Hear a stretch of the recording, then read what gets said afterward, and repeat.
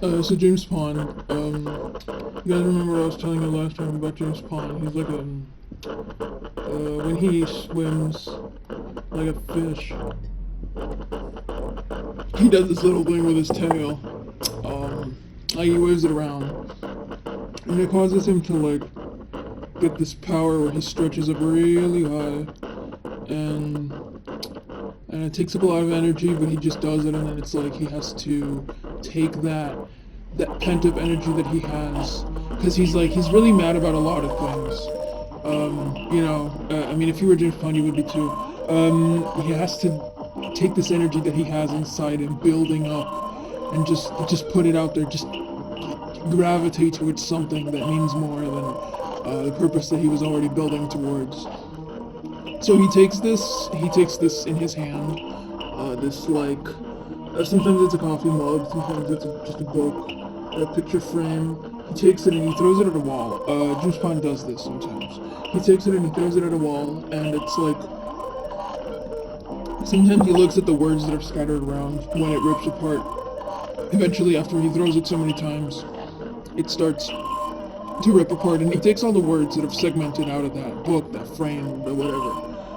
He starts writing things with it. That's how he writes. That's how he wrote his biology.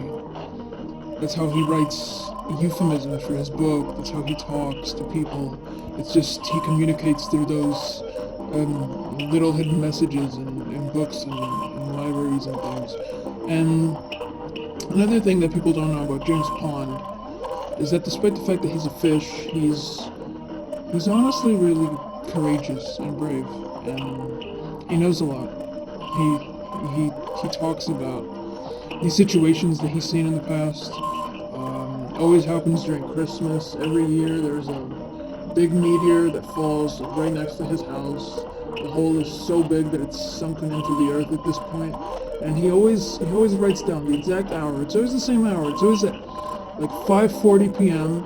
and it always happens on the week before Christmas. It doesn't matter the day, but it's always at 5:40 p.m. The meteor always hits that crater, so he always writes it down, and he wants to write a book about it, a biology. When he cooks, he never cooks it all the way. He always leaves it like medium to raw, and he's never gotten sick from this because it's not like it's like raw. He cooks it, but it's like medium rare. You know what I mean? His steaks are always medium rare, and he goes to bed before 9 p.m. And he never speaks of these things. You just see it when you look at him, and you know all this to be true because you look at him with his big blue eyes, his big boogly blue eyes, and you just take it all in. I mean, there's nothing else you can do. When you're around him, it's almost scary how strong of a presence he has. It's overtaking, everything. And you feel like you can't really say anything else. You're just lost in words. It's just James Pond. He's always lying around there. There's always something present in the tone of his voice. It's commanding. It's he just spoke to me. That's how I heard. That he takes glue and he puts on his armor every morning. The way he puts on his armor is that he grabs a vat of super glue and he glues it to his body. And then every single night he sheds his skin, and that's how he takes it off. So his armor is like basically he wants his armor to be part of his body, like RoboCop. He's a RoboCop, right? So it's just like the connection between flesh and metal is so similar, so dissonant that you can't even really tell them apart at some point. It's all James Bond. It's all James Bond. That's all it is. And he does do these things for more than one reason, though I've still to understand all the other ones. It makes me want to cry. I don't understand him, despite everything. I try so hard, and it just, you know, he talks, yeah, but not that often. And most of the times it's not sign language, but you have to understand what he's doing through, like, signals or codes, and it's like, feels like he's too involved in the Secret Services thing. Even when he's out of that mask, he's still unreachable, right? You know, like, I feel like I'm going insane here. I can't talk to him. He's just completely in it. It's not like a fantasy, because it did happen. He did do all those things. He did save Christmas more than once, but still, you can't get through to him. You cannot get through to him, and it sucks to see, you know, because I love him. I mean, he's my friend, and I can't get through to him. Right? Is it just me? Whatever. It fucking sucks. I don't like thinking about it. I mean, it's not that fun. It's like taking a big nap on a soft blanket with no metal, no other source of income. All he does all day is just sit down and get copyright claims files for his videos.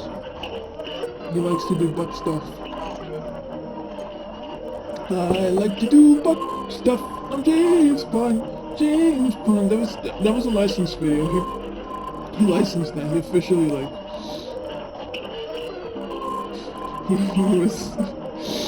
he looks like he doesn't really know what he's talking about, but he did, like, agree to all that stuff. He did know what was happening.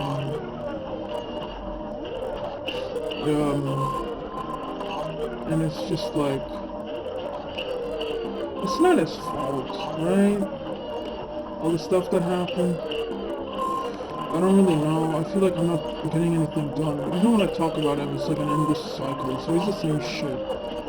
Right? But he does, like, James Pond, he does, like, he knows how to swim. Actually, did you know that? Because, like, a lot of mudskippers don't actually, they just crawl on the floor of ocean bed, you know. But he does know how to swim. He just doesn't do it that often because of the weight of his armor that he, you know, has along his skin that he cannot take off again, as I said, only at night. At 7 or 8 p.m. he takes it off. It's like the crater. It's like the armor. It's like all the things that they don't tell you about. He's fun. And he's working with me, and I'm trying to work here, and I can't focus on anything. He doesn't leave me alone. He doesn't escape my mind. I'm tortured by this guy. You know, James Pond, I try to think, and I can't. It eludes me. You know, I love him though, but I want him to be okay. I don't want him to have to rely on anybody. I don't want him to have to rely on me. I'm not even reading what I'm writing right now.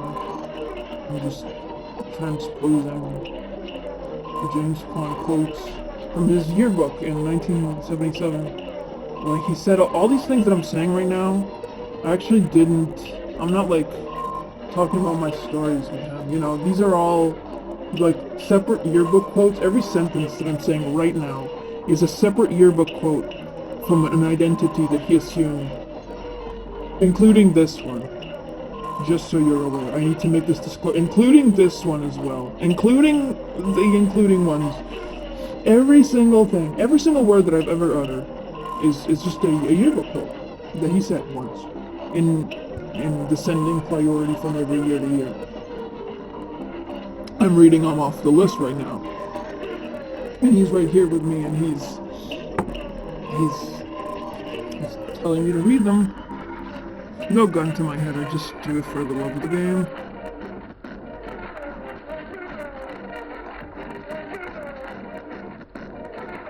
I do think about it sometimes.